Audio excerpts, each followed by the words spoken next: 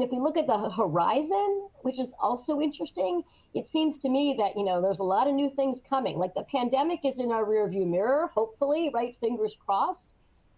So what's next? What's coming? Because something new is coming. We know it is because it always is, right? We have a history of there's always something new. Maybe it's technology and more IoT or the latest, chat GPT or the metaverse and other AI technologies. Who knows what we're going to be managing and deal with next?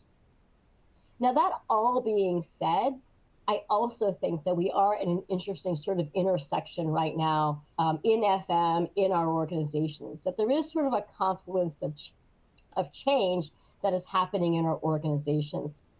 I do think our organizations are having some really fundamental conversations about what the organization looks like, how we work, and where we work, and when we work is all really changing. And who's doing the work is changing significantly too.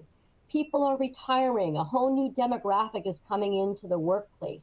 So there's a lot of things to think about. And the new demographic, the younger generation, they don't have the same interests, desires, and values that the generation who's leaving the workplace does. There's a lot of change happening.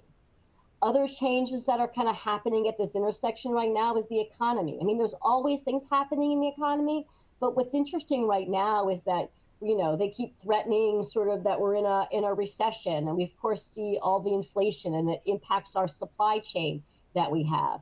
But we also have industries that have had layoffs, and we have other industries with massive labor shortages. So there's so many things that are happening there. And then the last thing that I think is also sort of happening at this intersection goes back to our organizations again, and that is culture. And it's not something that's getting a lot of airplay quite yet, but as a strategic planner, I think about culture quite a bit, and our cultures in our organizations are changing.